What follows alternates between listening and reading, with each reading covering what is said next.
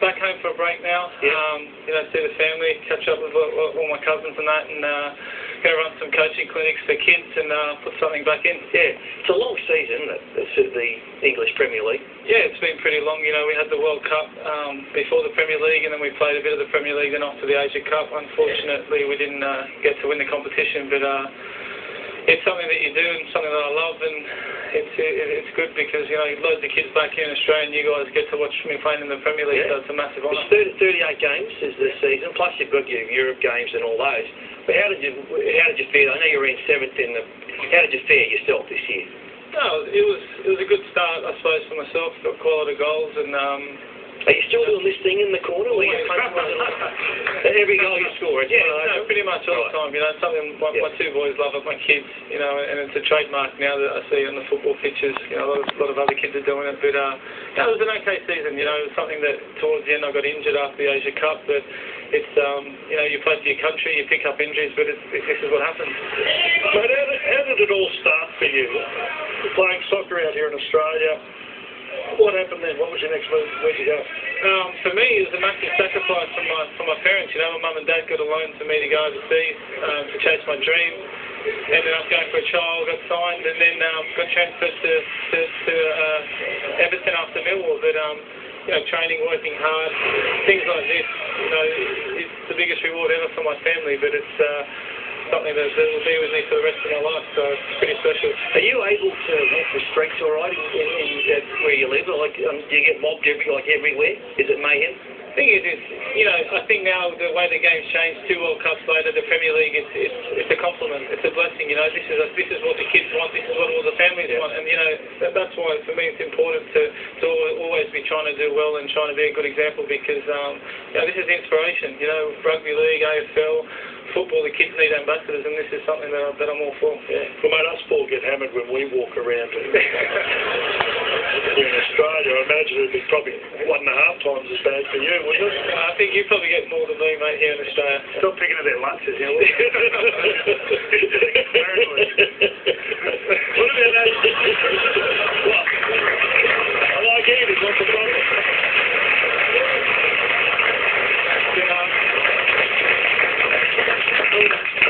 He's come 7th this year. He sort of sit around there the whole time.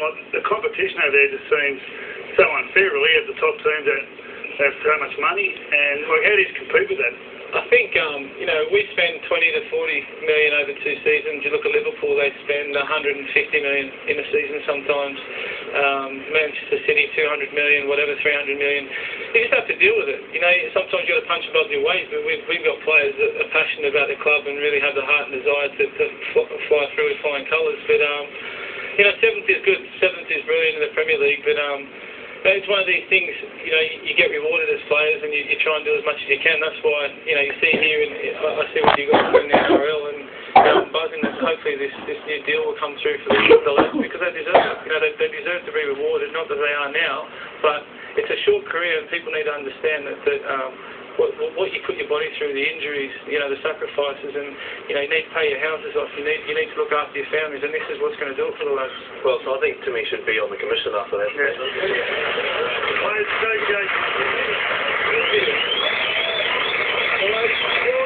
He's saying that, you don't need a pay rise. Well, I bet you don't need a pay rise. You're actually related to a couple of NRL players, aren't you? Yeah, no, Benny Roberts, the Stanleys, the brothers. You know, Chase and Kyle? Yeah, Chase and Kyle.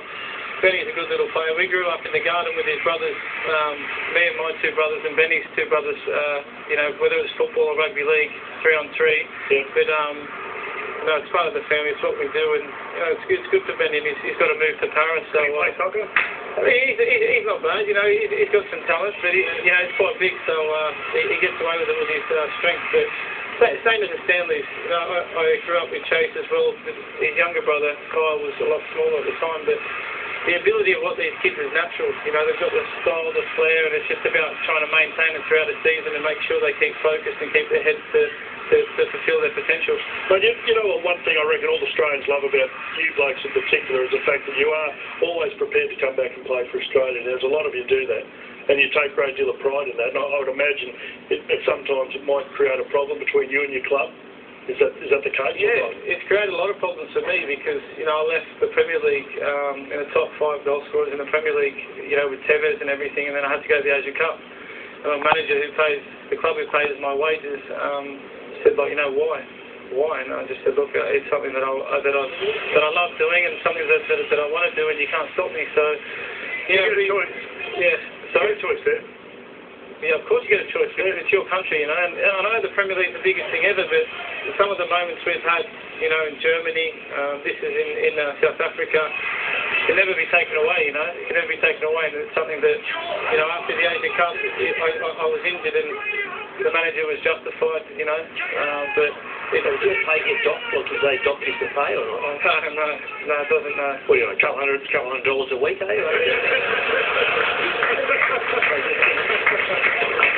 I'd love to ask the question, when do you get paid, once a month or something, or what happens there? Just something? Once a month. Have you a good day? You've been sitting there waiting at another Merc, get something else. Or some Mabara possibly as well. Fancy, sorry about that. KFC. Excellent. Well, mate, you're out here for some clinics. Tell us about the clinics that you're going to be doing. This is something that I'm doing for the kids, putting something back in. I've got a great coach, Coach Frayn Rooney, ever since he was 6 years old, coming over. And, just to have fun. It's one of these things that the kids can learn about nutrition, diets, but I'm going to be on there with them on the 4th, 5th and 6th, all the way through to the 10th, 11th, 12th. But, bring your kids down, come onto my website. It's a different experience. I don't get to interact with the kids. I don't get to spend time with them, and this is probably my first break in 7 years to properly spend some time in Australia. So, it's something different. I know you're all rugby fans, but, everyone's more than welcome. Daughters, sons, everything. A few soccer fans in the crowd. I know you haven't had a chance to have a good look at us, even though you watch the show every week. The 4 of us here, where do you think we'd play if we were playing soccer? Let's start with Footy. Well, we'll start with me if you like. Goalkeeper. We're going to just lay down in front of the goal. Just lay down in front of the goal. Right. You'd be the centre-back. If you can take good centre-back, you take everyone out. You know what I mean? You can do a bit of this and a bit of this. Benji, number 10, playmaker. And the big man playing off I'll play off here. You be the front one. We'll play the ball until I'll get you knocked down and finish the goals off. I love that. Oh, there goes that. Are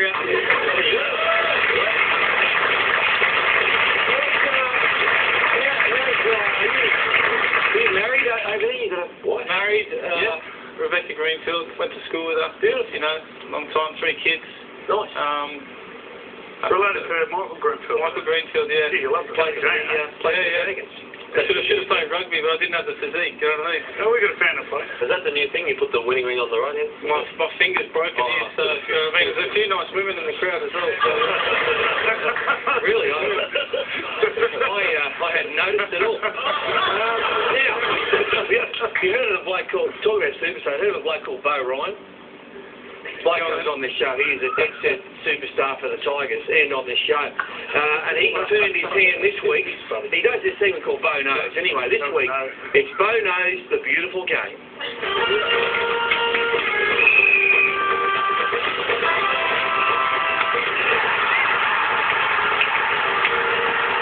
Today, Beau knows the beautiful game.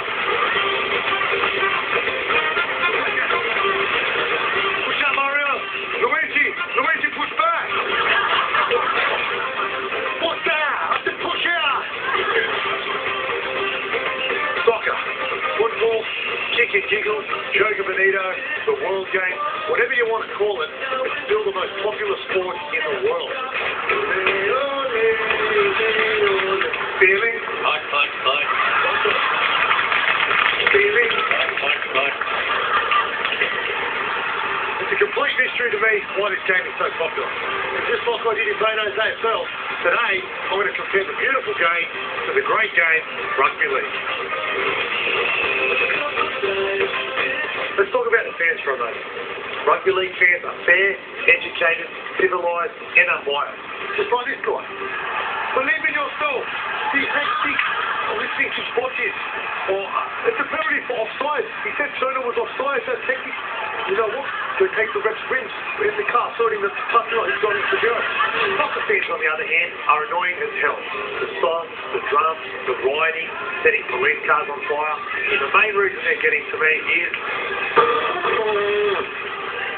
the business way.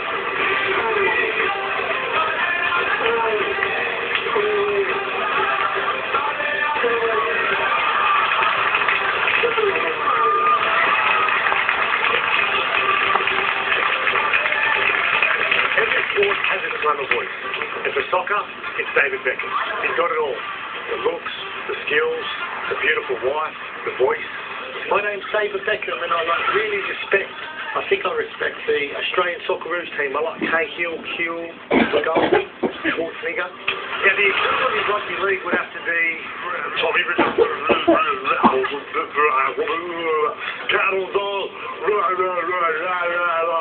ladies.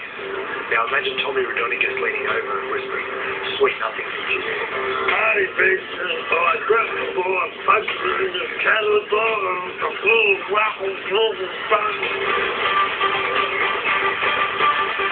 Both codes are grueling and taxing sports. But which code has the tougher athlete?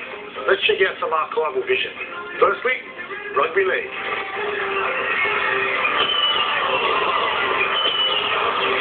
Pretty tough. Let's take a look at soccer. Just look at him, riding around as if he's going to walk again. Has a look up. These players live again and off he goes. More rugby league. Ellington! Up in his face. And soccer.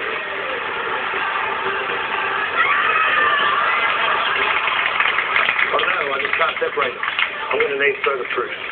Now, to see just how tough these athletes are, we need to analyse them at a molecular level.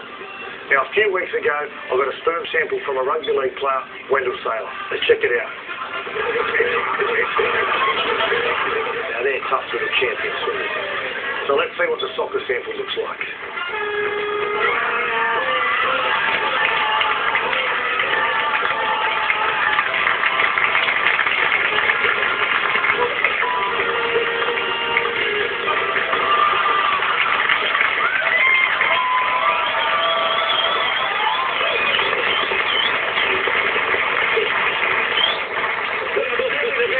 Fantastic with Ryan, and do you like that? No, that was different. Excellent. Is that a fair indication of... Mate, that's perfect. Spot on. All right, well, stay with us. We've got another great man coming on the show right now. He is, well, I'm